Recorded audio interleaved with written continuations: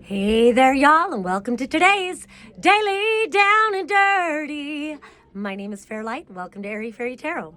All right, y'all, so the message today starts with this Two of Air reversed and this Major Arcana card, which is 18. Not quite the same as the moon, but I really like the message here.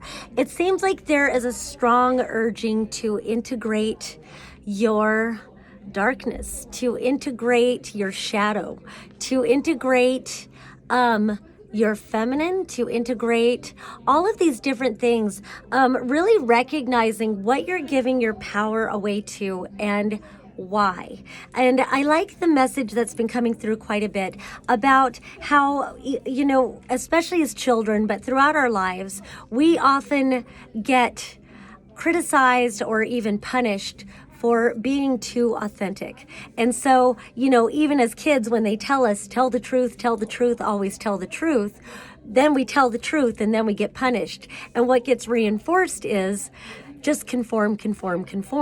And if you think about it, there's not a fucking honest thing about conformity except the desire not to be punished. So then as we go along, it gets so programmed, indoctrinated within us that we begin to gaslight ourselves and criticize and punish ourselves anytime that shadow, that fragmented shadow aspect of ourselves reveals its face.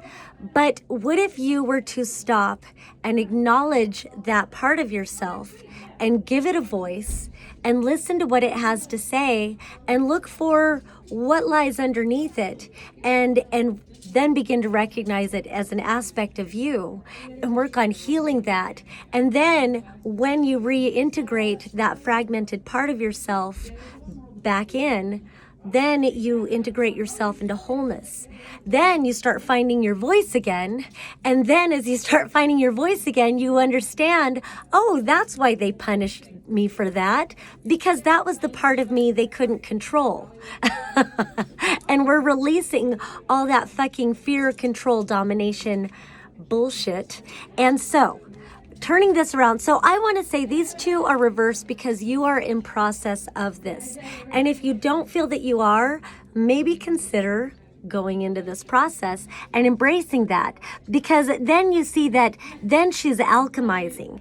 As you integrate this shadow into your being, as you integrate these fragments into yourself, you find that there are solutions to challenges. There's all kinds of things that come forth. You're doing this great alchemy, and then you create a new face for yourself. So it's kind of funny that this indicates that we're always wearing a mask, but it's almost like a shield, you know, where I guess masks are like shields, but this is a shield of gold. This is a shield of truth and authenticity. There's some sort of a power that comes with the alchemy of integrating your shadow into light and bringing yourself into greater wholeness. So then we go on, we have the King of Water upright.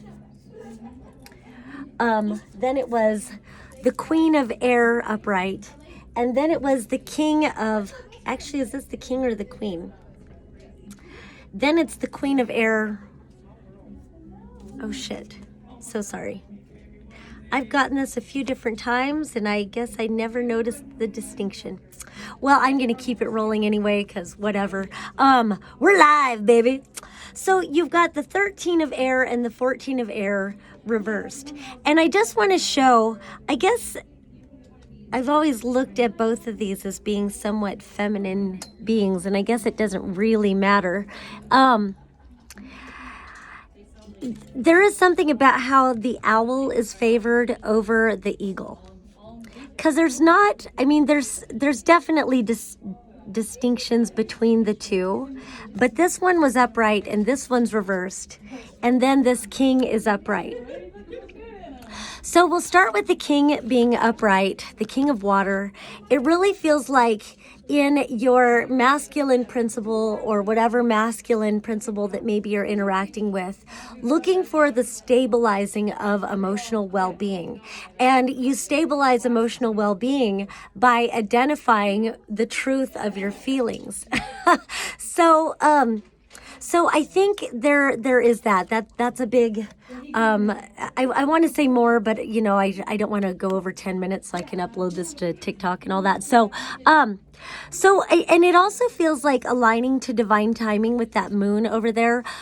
Also, I all day long with readings, I've been getting this importance about the eclipse cycle that we are coming into, and that we're going to have a solar eclipse in Libra, and I'm like stumbling over my words, but there's some sort of a balancing coming out. So it's interesting, the balance between the masculine and the feminine here, and then this also being a balancing. So there is something about bringing things to light, and it really feels like an emotional well-being, really emphasizing that emotional well-being, and also acknowledging others, and being nurturing and nourishing others when you know that you are already balanced, when you know that you are already aligned, when you know that your cup is full.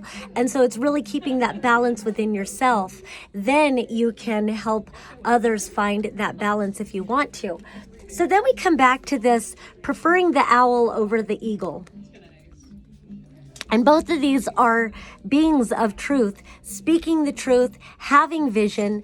But it kind of feels like not so much emphasizing the vision as emphasizing the wisdom. So, and there's something about the white owl, but the owls are known to be creatures of the night. So there is something about illumination in the darkness. There is some sort of a wisdom. So I kind of feel like where the eagle talking about vision, that's kind of a forward-looking kind of insightfulness or a visionary kind of a thing. And I think what it's saying is don't worry about the future so much. Find the wisdom in the moment and bring these two energies together. Don't worry about the future. Look at what is around you now, bringing things to the surface now, discerning the truth in the darkness now, finding that emotional equilibrium now, discerning truth. I keep getting a very strong message about there could be like some sort of confusion ramping up, both in our personal interactions and in the bigger world around us. And so it's very important for you to understand that you are an instrument of frequency and vibration, and you within are a guiding, not only a guiding light, but a guidance for truth, and really finding that wisdom in the dark, really learning to trust yourself. And it's cliche to say that truth rings like a bell, but it does. Truth has a resonance to it. So you could find in the face of whatever it is that that you're experiencing or whatever, it can be very compelling to just submit to whatever you're being presented with, or to go along, acquiesce or whatever. But do not acquiesce to bullshit. Do not acquiesce to something that doesn't feel right to you. You don't have to be a people pleaser. You don't have any fucking thing to prove. Be true to yourself. Listen to your wisdom. Now is more important than ever to listen to your own divine truth. And then we end with this Seven of Fire reversed, and then this beautiful major arcana.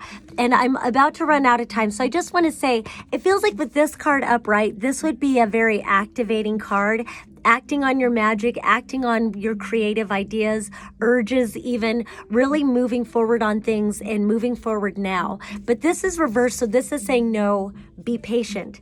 This is a goddess, and she knows that all things are coming to her. She is a version of the Empress, and also it's like a combination of the Star and the Empress, where she is naked. She has nothing to hide.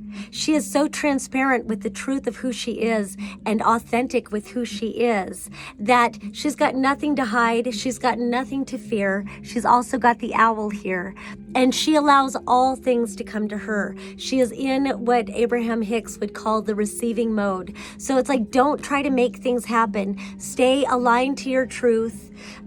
Discern what it feels correct with you and authentic, and then allow the universe to guide you, to show you, to reward you. Allow it to come to you. All right, that's all I have for today. Peace and love until next time.